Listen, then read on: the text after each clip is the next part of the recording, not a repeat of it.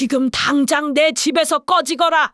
차가운 서리 같은 목소리가 눈 내리는 겨울 하늘을 갈랐습니다. 양반과 며느리라고는 생각할 수 없는 초라한 차림의 여인이 눈물을 글썽이며 굳게 닫힌 대문을 바라보고 있었을 뿐이었습니다. 며느리 수영이 쫓겨나고 어느 누구도 예상하지 못했죠. 기세등등했던 부유한 양반가가 그렇게 몰락할 줄은 말이에요. 과연 그 집에서는 어떤 일이 있었던 걸까요? 쫓겨난 며느리 수영은 어떻게 되었을까요? 안녕하세요. 이화예요. 오늘 이야기 들으시다가 이건 너무했다 싶은 장면이 있다면 그 대목을 댓글로 남겨주세요. 여러분 마음이 가장 흔들렸던 순간이 어디였는지 궁금해요. 그럼 이야기 시작할게요. 김씨 부인 댁에 며느리가 시집 오는 날, 그날은 참 이상한 날이었지요. 분명 고명한 스님께 길일이라고 잡아놓은 혼례 날이었는데 축축하고 어두컴컴한 안개가 끼어있는 으슥한 날이었습니다. 마을 사람들은 좋은 날 이렇게 날씨가 안 좋은 것은 며느리 될 사람이 부덕한 사람이기 때문이라고 수군거리고 있었어요. 김씨 부인은 은근한 비웃음에 얼굴이 벌개지는 느낌을 받았습니다. 신부를 태운 꽃가마가 김씨 부인 댁 앞에 서고 다소곳한 모습의 신부가 나타나자 김씨 부인과 온 마을 사람들이 깜짝 놀랐습니다. 혼례를 위해 화려하게 꾸몄지만 단아하고 차분한 한떨기 목련과 같은 여인이 나타났기 때문이었어요. 아름다운 수영이 모습을 드러내자 기적 같은 일이 벌어졌습니다. 빗무리의 어둠이 물러나듯 구름이 걷히고 모든 봄 기운을 끌어당기듯 따사로운 햇살이 안개를 걷었죠. 훗날 이 혼례식은 하늘의 사랑을 받는 여인이 김씨 부인 댁에 시집을 갔다고 회자되었습니다. 마리씨가 되었던 것일까요? 수영이 시집을 간 날부터 김씨 부인 댁에 온갖 복이 굴러 들어가는 게 아니겠어요? 곳간에서는 쌀 가마니가 한가득 차 있었고 집 안에 있는 가축들은 기름지게 살이 올랐죠. 게다가 성실하고 지혜로운 수영 덕분에 시아버지 박대감도 도움을 받아 하던 일이 술술 풀리기 시작했고 남편 박창수도 수영에게 조언을 구해가며 공부에 열을 올렸죠. 마을 사람들이 말하길 김씨 부인 댁에 더욱 큰 복은 수영의 마음씨가 그리 고울 수 없었다는 것이었어요. 새하얀 목련 같은 청순한 얼굴은 물론 마음씨는 이 세상 어떤 비단 결보다 고운지 칭찬에 입이 마를 날이 없고 모두가 김씨 부인을 부러워했습니다. 그렇게 모두가 행복해지는 줄만 알았죠. 하지만 너무 많이 가져버린 탓일까요? 김씨 부인이 수영을 대하는 모습이 나날이 이상해져 갔죠. 사람의 욕심이란 것이 참으로 간사하기 짝이 없지요. 곳간이 차고 배가 부르면 그 공을 타인에게 돌리기보다 자신의 덕이라 여기기 마련이니까요. 김씨 부인이 딱 그러했습니다. 며느리 수영이 들어오고 집안이 일어선 것은 명백한 사실이었건만 김씨 부인의 눈에는 그저 자신이 덕을 쌓아 하늘이 보답한 것이라 여겼습니다. 그러니 며느리가 고마울 리 있었을까요? 오히려 그 고운 자태가 시어머니의 눈에 거슬리는 가시가 되었죠. 처음에는 그저 사소한 타박이었습니다. 밥물이 조금만 많아도 죽을 쓰려 하냐며 혀를 찾고 조금만 적어도 된 밥을 어찌 먹냐며 숟가락을 놓아버리기 일쑤였지요. 수영이 새벽부터 일어나 마당을 쓸고 정갈하게 아침상을 차려내도 김씨 부인은 칭찬 한마디 하는 법이 없었습니다. 이 정도는 여느 집 며느리라면 응당해야 하는 것 아니냐? 생색내지 마라. 그렇게 차갑게 쏘아붙이고는 뒤도 돌아보지 않았습니다. 수영의 고난은 시어머니의 구박에서 그치지 않았습니다. 믿었던 남편과 시아버지 박대감마저 그녀의 편이 되어주지 않았기 때문이지요. 남편은 글 공부한다는 핑계로 사랑방에 틀어박혀 아내의 눈물을 모른 채 했고 박대감은 집안이 시끄러워지는 게 싫어 헛기침만 하며 고개를 돌려버렸습니다.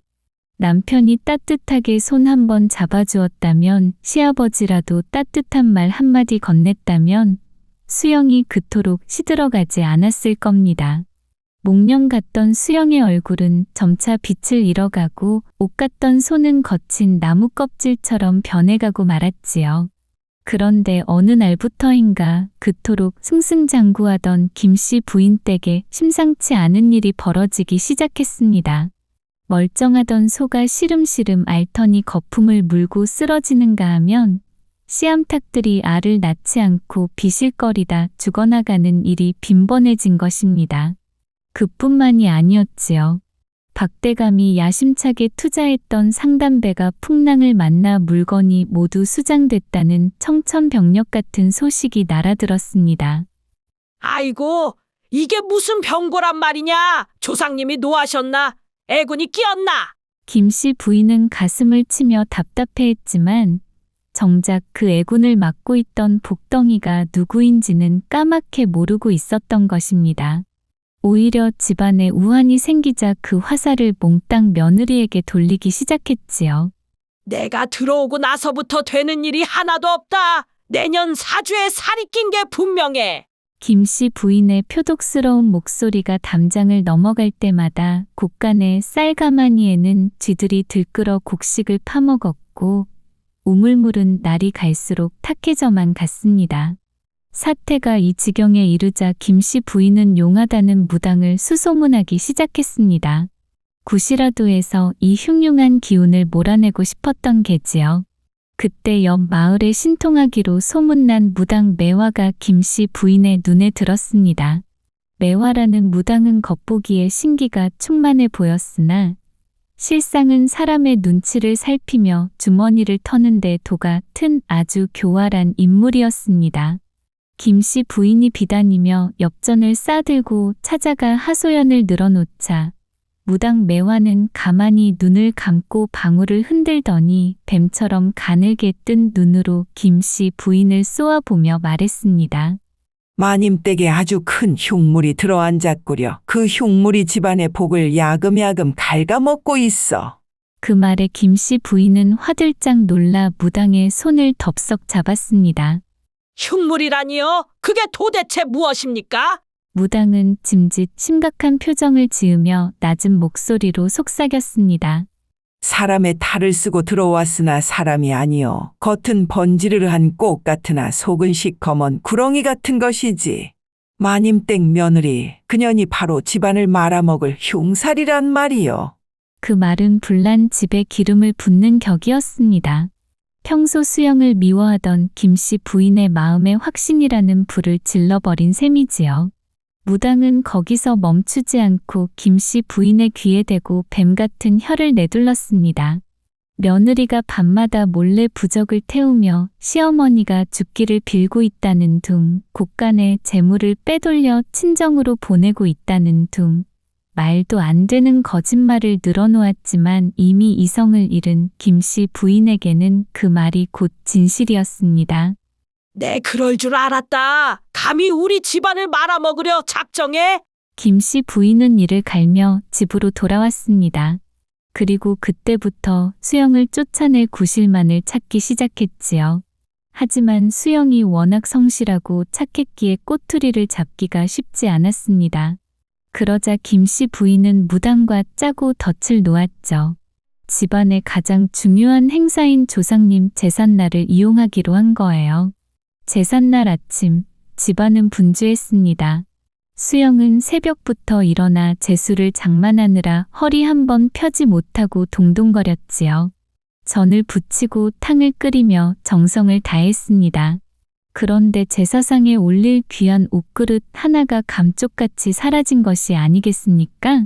그 그릇은 대대로 내려오는 갑오로 박 대감이 가장 아끼는 물건이었습니다. 수영이 사색이 되어 그릇을 찾고 있을 때 김씨 부인이 섯을 퍼런 눈으로 부엌에 들이닥쳤습니다. 제사상 준비는 다 되었느냐? 감히 조상님 드실 음식에 소홀함이 있어서는 안 될 것이다. 수영은 떨리는 목소리로 그릇이 보이지 않는다고 고했습니다. 그러자 김씨 부인은 기다렸다는 듯이 수영의 뺨을 올려 붙였습니다. 날카로운 소리가 부엌을 쩌렁하게 울렸지요. 이 못돼 먹은 년, 내가 기어이 사고를 치는구나. 그 귀한 그릇을 어디로 빼돌린 게냐? 어머님, 억울합니다. 저는 결코 그릇에 손을 대지 않았습니다. 수영이 눈물을 흘리며 애원했지만 김씨 부인은 들은 척도 하지 않았습니다. 그때였죠. 무당이 미리 시켜둔 하녀 하나가 쭈뼛거리며 수영의 방에서 보자기에 쌓인 옷그릇 조각을 들고 나왔습니다. 산산조각이 난 그릇을 보는 순간 박대감의 얼굴은 흑빛이 되었고 남편 박창수는 고개를 숙여버렸습니다. 세상에 무슨 억하심정이 있어서 가보를 이리 만들어 놓았느냐? 김씨 부인의 고함에 수영은 털썩 주저앉고 말았습니다. 자신이 하지 않은 일이었지만 증거가 눈앞에 있으니 변명조차 할 수 없는 노릇이었지요. 이것이 무당과 김씨 부인이 노린 완벽한 덫이었습니다. 수영은 억울함에 가슴을 치며 통곡했지만 돌아오는 것은 싸늘한 멸시와 조롱뿐이었습니다. 당장 나가거라. 내 눈앞에서 사라져. 내년 같은 흉물은 우리 집에 단 한시도 둘 수 없다. 김씨 부인은 수영의 등을 떠밀어 대문 밖으로 내쳤습니다. 매서운 겨울바람이 얇은 옷 한 벌만 걸친 수영의 몸을 칼날처럼 파고들었습니다. 차가운 눈밭에 내동댕이 쳐진 수영은 닫힌 대문을 향해 빌고 또 빌었습니다. 어머님, 서방님, 제발 한 번만 믿어주세요. 저는 정말 아닙니다. 하지만 대문은 굳게 닫혀 열리지 않았고 담장 너머로는 김씨 부인의 도끼 어린 목소리만 들려올 뿐이었습니다. 다시는 얼씬도 하지 마라. 영영 꺼져버려. 그렇게 수영은 집에서 쫓겨나고 말았죠. 그날 밤 마을 사람들은 혀를 차며 수군거렸습니다. 복덩이를 제 발로 차버린 김씨 부인의 어리석음을 탓하는 이들도 있었으나 당장 권세 높은 김씨 부인의 눈밖에 날까봐 누구 하나 나서서 수영을 도와주는 이는 없었지요. 수영은 살을 내는 추위 속에서 정처 없이 걸었습니다. 1년 전 따스한 햇살과 함께 꽃가마를 타고 들어왔던 그 길을 이제는 피눈물을 흘리며 맨발로 걸어 나가고 있었습니다. 수영이 마을 어귀를 벗어나자마자 거짓말처럼 김씨 부인 댁 기와지붕 위로 검은 까마귀 떼가 몰려들어 울어대기 시작했습니다. 마치 그 집의 마지막을 고하는 것만 같았죠. 수영은 칼바람을 온몸으로 맞으면서도 이제는 사람의 발길이 끊긴 마을 근처 산의 폐사찰로 향했습니다. 폐사찰의 기둥은 사가 위태롭고 법당은 먼지투성이었으나 갈 곳 없는 수영에게는 찬바람을 피할 지붕만으로도 감지덕지했지요. 수영은 원망 대신 걸레를 들었습니다. 얼음장 같은 계곡물에 손을 담가 법당을 닦고 또 닦았습니다. 부처님, 비록 쫓겨난 몸이나 이곳에 잠시만 머물도록 허락해 주세요. 사람의 정성이란 참으로 묘한 힘이 있는 법입니다. 며칠이 지나자 흉가 같던 폐사찰의 온기가 돌기 시작했습니다. 수영이 마당을 쓸어놓으면 지나가던 이들이 쉬어가며 목을 축였고 마을 사람들은 쫓겨난 며느리가 안쓰러워 몰래 쌀자루나 땔감을 놓고 가기도 했지요. 수영의 성실함과 덕이 사람을 불러 모으고 죽어가는 절터의 생기를 불어넣고 있었던 것입니다. 반면 수영을 내친 김씨 부인 댁은 걷잡을 수 없이 무너져 내렸습니다. 수영이 사라지자 집안의 기운이 몽땅 빠져나간 듯 보였죠. 하인들은 하나 둘 도망가기 시작했고 고가는 쥐떼가 드나들며 바닥을 보였습니다. 멀쩡하던 소가 병들어 죽고 우물물이 탁해지니 김씨 부인이 뒷골을 잡을 수밖에 없었죠. 그년이 나가면서 저주를 퍼부은 게 분명해. 그렇지 않고서야 이럴 리가 없다. 냉정함을 잃은 김씨 부인은 결국 무당 매화를 다시 불러들였습니다. 매화는 횡한 곡간과 광기에 찬 김씨 부인의 눈빛을 보자마자 마지막 한탕을 직감했지요. 마님, 며느리 년이 불러들인 잡기가 안방까지 치고 들어왔습니다. 당장 대굿을 하지 않으면 대감마님 목숨줄도 끊어질 판입니다. 남편이 죽는다는데 망설일 아내가 어디 있겠습니까? 김씨 부인은 남은 논밭 문서는 물론 장롱 깊숙이 숨겨둔 폐물함까지 통째로 꺼내 무당 앞에 밀어 넣었습니다. 그날 밤 요란한 구판이 벌어졌습니다. 무당은 밤새도록 징을 쳐대며 사람들의 혼을 쏙 빼놓았지요. 새벽녘 모두가 나가 지쳐 떨어지자 무당은 기진맥진한 척 주저앉으며 말했습니다. 귀신이 워낙 독해 내 기력으로는 부족합니다. 잠시 산에 올라 신령님의 기운을 받아와야겠습니다. 무당은 부적과 함께 김씨 부인이 바친 폐물 보따리를 챙겨 들고 뒷산으로 향했습니다. 김씨 부인은 그 말을 철석같이 믿고 굿상을 지켰으나 해가 중천에 뜨도록 무당은 돌아오지 않았습니다. 구판을 핑계로 집안의 마지막 재산까지 털어 야반도주를 해버린 것이지요. 아이고, 내 돈, 내 폐물, 이 도둑년아. 김씨 부인은 텅 빈 마당 안에 주저앉아 땅을 치며 통곡했습니다. 그러나 떠난 재물은 돌아오지 않았습니다. 집안은 그야말로 풍비박산이 나고 말았지요. 그제야 박대감과 아들도 사태를 파악하고 마당으로 뛰쳐나왔습니다. 박대감은 지팡이를 내리치며 호통을 쳤습니다. 무당한테 홀려 며느리를 쫓아내니 시원하시오. 박대감의 일갈에 김씨 부인은 말문이 막혀버렸습니다. 어느 날 폐사찰에서 깜빡 잠이 든 수영은 기이한 꿈을 꾸었습니다. 꿈속에서 하얀 수염의 노승이 나타나 물었지요. 내 억울함은 하늘이 안다. 원한다면 저 어리석은 시댁 식구들이 평생 벌을 받도록 할 수도 있다. 그리하겠느냐? 수영은 고개를 저었습니다. 아닙니다, 스님. 어찌 한 번의 실수로 모든 것을 거둬가겠습니까? 저는 그저 제 자리로 돌아가고 싶습니다. 노승은 흐뭇하게 웃으며 수영의 어깨를 토닥였습니다. 내 덕이 참으로 깊구나. 내가 바라니 그리 될 것이다. 다음 날 아침 박대감과 박창수는 무거운 발걸음으로 산길을 오르고 있었습니다. 다 망해버린 집구석에서 유일한 희망은 수영뿐이라는 것을 뒤늦게 깨달은 것이지요.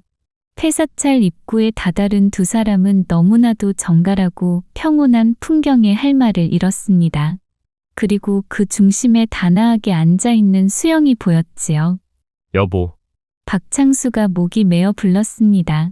수영이 고개를 돌리자 헬쓱해진 얼굴에 박대감이 며느리 앞에 털썩 무릎을 꿇었습니다.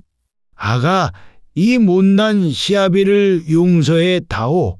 내가 비겁해 집안의 기둥을 뽑아버렸구나. 제발 집으로 돌아가자. 남편 박창수 또한 눈물을 쏟으며 수영의 손을 잡았습니다. 수영은 꿈속 노승의 말을 떠올리며 조용히 시아버지를 부축해 일으켰습니다. 아버님, 일어나세요. 저도 가족들이 그리웠습니다. 집으로 가겠습니다. 그렇게 수영은 시아버지와 남편을 따라 다시 산을 내려왔습니다. 그녀가 발걸음을 옮길 때마다 폐사찰에 머물던 온화한 기운이 그녀를 따라 함께 이동하는 것만 같았지요. 집으로 돌아온 수영의 눈에 들어온 것은 귀곡성이 들릴 것 같이 허름한 김씨 부인 댁이었습니다. 수영이 시아버지와 남편과 함께 대문을 들어서자 눈앞에 펼쳐진 광경은 그야말로 참혹하기 그지없었습니다. 기와는 깨져 마당에 뒹굴고 자풀이 무성한 뜰에는 굶주린 들고양이들만 배회하고 있었지요. 그토록 위풍당당하던 김씨 부인 댁의 영광은 온데간데 없고 마치 도깨비라도 나올 법한 흉가만이 덩그러니 남아있을 뿐이었습니다. 안채 마루에는 김씨 부인이 넋을 놓고 앉아 있었습니다. 산바람 머리에 때 묻은 옷을 걸친 꼬리 천하를 호령하던 예전의 기세는 찾아볼 수 없고 그저 늙고 병든 노파 하나만 남아있는 듯했지요. 인기척에 고개를 든 김씨 부인은 수영을 보자마자 소스라치게 놀라 뒷걸음질 쳤습니다. 귀신이라도 본 듯 사색이 되어 벌벌 떨었지요. 오지 마라. 내 눈앞에 나타나지 마. 그것은 며느리에 대한 미안함보다는 자신의 죄가 들통난 것에 대한 공포와 마지막 남은 알량한 자존심이 뒤섞인 비명이었습니다. 박대감이 나서려 하자 수영이 조용히 손을 잡아 말렸습니다. 그리고는 말없이 부엌으로 향했지요.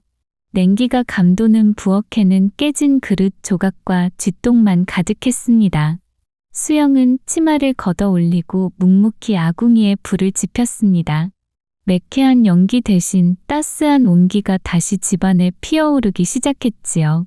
수영은 바닥을 긁어모은 쌀로 묽은 미음을 쑤었고 그것을 소반에 받쳐 시어머니 앞에 내려놓았습니다. 어머니, 시장하시지요.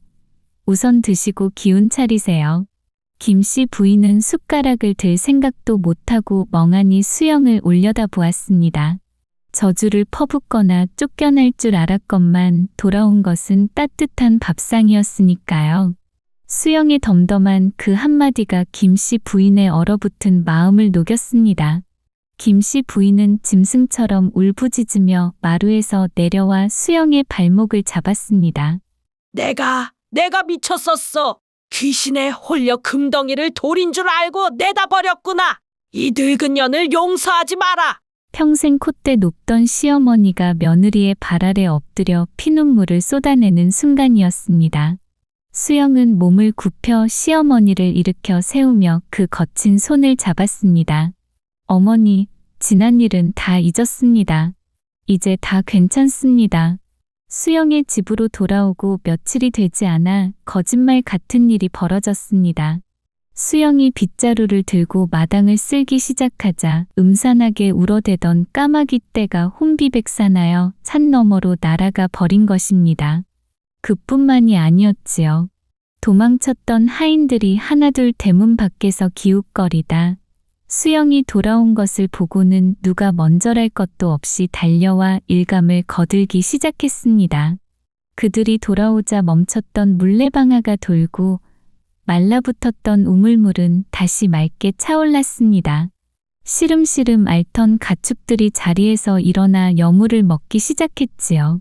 수영이 움직이는 곳마다 묵은 때가 벗겨지고 윤기가 흐르니 순식간에 예전의 활기를 되찾았습니다. 복은 사람을 따라다닌다는 말이 허언이 아니었음을 증명이라도 하듯이 말입니다. 그날 저녁 온 가족이 둘러앉은 밥상머리에서 박대감은 수저를 들다 말고 눈물을 훔쳤습니다. 김씨 부인은 차마 고개를 들지 못하고 수영의 밥그릇에 반찬만 연신 올려주었지요. 그것이 그녀 나름의 뼈저린 참회였습니다. 그렇게 쫓겨났던 복덩이 며느리는 무너진 집안을 다시금 단단하게 일으켜 세우고 있었습니다. 비 온 뒤에 땅이 더 굳어진다고 했던가요? 수영이 돌아온 후 김씨 부인 댁은 예전의 부귀영화를 되찾는 것을 넘어 고을에서 가장 덕망 높은 가문으로 거듭나게 되었습니다. 수영의 지혜로운 살림 솜씨 덕분에 곡간은 해마다 늘려 지어야 할 정도로 곡식이 차고 넘쳤고 박대감의 상단은 나가는 배마다 만선을 이루고 돌아왔지요. 하지만 무엇보다 가장 크게 변한 것은 바로 김씨 부인 가족의 마음가짐이었습니다. 그토록 표독스러웠던 김씨 부인은 이제 동네방네 며느리 자랑을 하느라 입에 침이 마를 날이 없게 되었습니다. 행여나 수영이 무거운 물동이라도 들라치면 김씨 부인이 버선발로 뛰어나와 말리곤 했지요. 아이고 아가, 이 귀한 몸 상하면 어쩌려고 이러느냐. 이런 건 하인들을 시키거라. 과거 며느리를 흉물이라며 내쫓았던 그 입으로 이제는 우리 집안을 살린 생불이 바로 내 며느리라며 칭송하고 다녔습니다. 잃어버리고 나서야 비로소 그 소중함을 뼈저리게 깨달은 덕분이겠지요. 남편 박창수 또한 글 공부에 더욱 매진하여 이듬해 과거에 당당히 급제하는 경사를 맞이했습니다. 남편이 벼슬길에 오르고 시부모가 건강하며 집안에 재물이 마르지 않으니 마을 사람들은 입을 모아 말했습니다. 하늘이 내린 복덩이를 알아보고 다시 모셔왔으니 천만다행이지.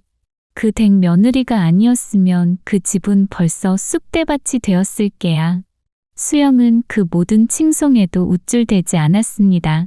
그저 아침 저녁으로 시부모를 봉양하고 가난한 이웃들에게 곡간을 열어 베풀며 겸손하게 살았지요. 수영이 베푸는 덕이 쌓일수록 집안의 복은 더욱 두터워졌으니 이것이야말로 진정한 복의 순환이 아니겠어요. 세월이 흘러 박 대감과 김씨 부인이 평안하게 눈을 감던 날 두 사람은 수영의 손을 꼭 잡고 이렇게 유언을 남겼다고 합니다. 아가, 고맙다. 내가 우리 집의 기둥이었고, 내가 바로 우리 집의 복이었다. 부디 다음 생에도 우리 며느리가 되어주렴. 수영은 눈물을 흘리며 고개를 끄덕였고 그 모습을 지켜보던 자손들 또한 효와 덕을 가훈으로 삼아 대대로 번창했다고 전해집니다. 사람들은 흔히 행복과 복을 먼 곳에서 찾으려 하죠. 김씨 부인처럼 용하다는 무당을 찾아 산 넘고 물 건너기도 하고 큰 돈을 들여 구판을 벌이기도 하지요. 하지만 이 집안을 살린 건 무당도 재물도 아니었습니다. 결국 끝까지 곁을 지키려 했던 단 한 사람, 수영이었죠. 진짜 복은 멀리 있는 게 아니라 곁에 있을 때 알아보고 지켜주는 마음이라는 걸 김씨 부인은 고난 끝에 깨달았지요. 오늘 이야기가 여러분께 전해드리는 말은 아주 단순해요. 복은 멀리 있지 않고 우리가 미처 알아보지 못했을 뿐 이미 당신 곁에 있다는 것이죠. 오늘 들려드린 수영 이야기 재미있게 들으셨나요? 쫓겨난 며느리가 패가나 다름없던 집안을 다시 일으켜 세우는 모습에서 통쾌함과 따뜻함을 동시에 느끼셨기를 바랍니다. 이야기가 마음에 드셨다면 구독과 좋아요 꾹 눌러주시고 알림 설정도 잊지 마세요. 저는 다음에 더 흥미진진하고 가슴 따뜻한 이야기 보따리를 들고 찾아오겠습니다. 지금까지 이화였습니다. 감사합니다.